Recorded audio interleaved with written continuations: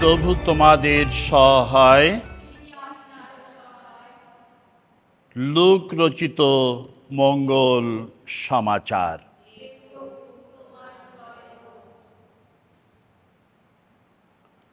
মারিয়া তখন বলে উঠলেন, আমার অন্তর গেয়ে ওঠে প্রভুর জয়গান।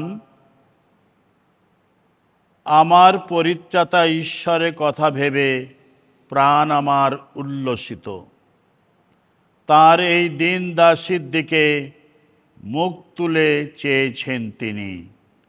আজ থেকে যুগে যুগে সকলেই ধন্য ধন্য বলবে আমায়।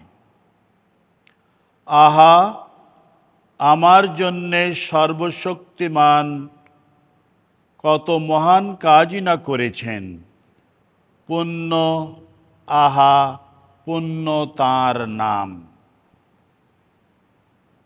যুগে যুগে তাঁদেরই তো দয়া করবেন তিনি, যারা তাকে সম্ভ্রম করে। তিনি তো আপন হাতে বিপুল শক্তির কীর্তি সাধন করেছেন। গর্বিত হৃদয় যারা, তাদের তিনি চারিদিকে তাড়িয়ে দিয়েছেন।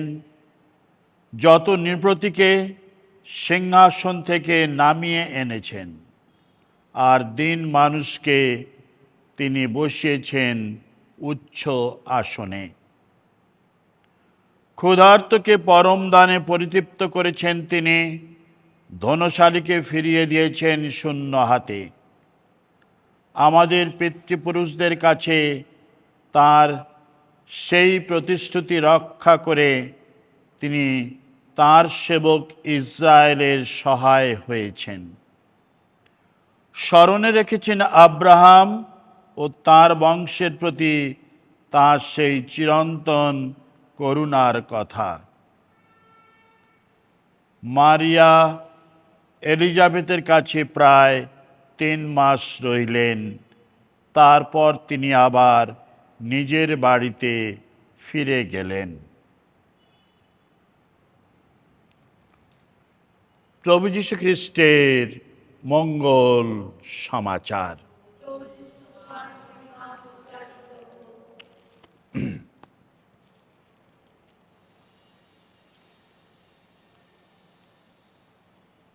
খ্রিস্টতে আমার পরম প্রিয় জনেরা, আজ ধন্যা কুমারী মারিয়ার স্বর্গারোহণ পর্ব পালন করছি। স্বর্গারোহণ পর্বের অর্থ হচ্ছে তিনি স্বর্গে উন্নীত হয়েছিলেন, আর এইভাবেই তিনি উন্নীত হয়েছিলেন। 1950 সালে পোপ দ্বাদশ পিউস ধর্মতত্ত্বকে অভ্রান্ত সত্য বলে ঘোষণা করেছেন, কারণ জীবনান্তে ঈশ্বর জননী অমলোদ্ভবা মারিয়া সশরীরে স্বর্গে উন্নত হয়েছেন।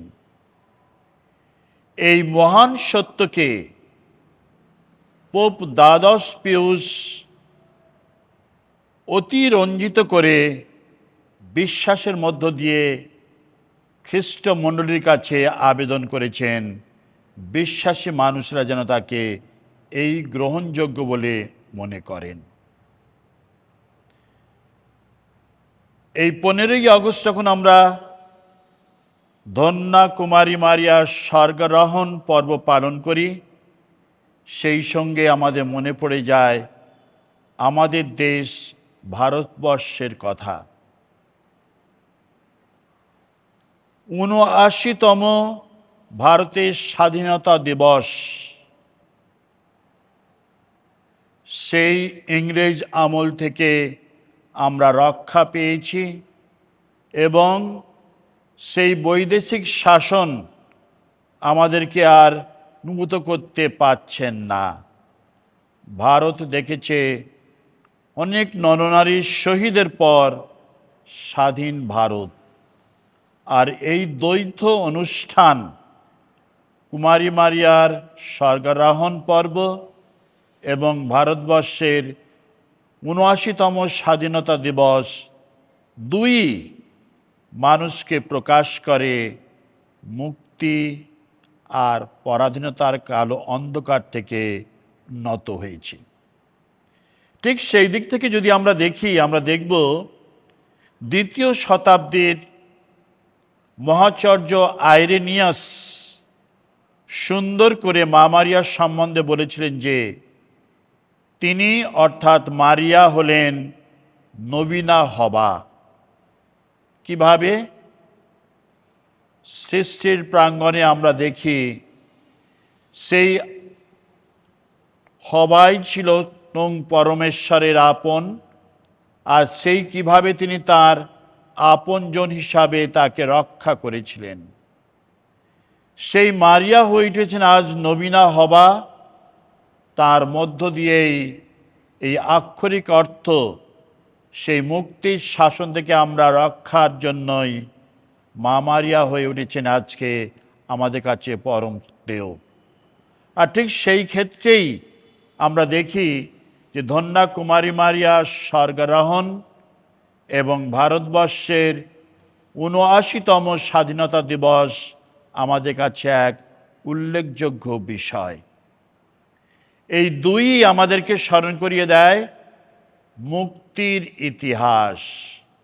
আর স্বয়ং পরমেশ্বর তার আপন জাতিকে রক্ষা করবার জন্যই তিনি তার আপন পুত্রকে মারিয়ার গর্ভে পাঠিয়েছিলেন।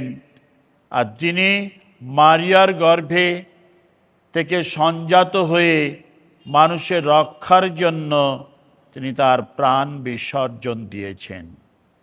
তাই এই নবীনা হবা মারিয়াকে আমরা নতুন করেই সেই পূর্ব আকাশের উষা আলোর ন্যায় আমরা সম্ভ্রম করি যে তিনি আমাদের আলেখ্য বিষয়।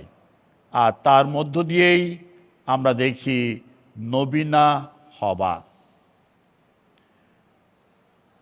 খ্রিস্টতে আমার বিশ্বাসীরা আমরা সেই কুমারী মারিয়ার স্বর্গারোহণ পালনের মধ্য দিয়ে কুমারী মারিয়া যে সেই আদিকাল থেকে সৃষ্টির প্রথম থেকেই তিনি সম্পূর্ণ তিনি পাপমুক্ত ছিলেন।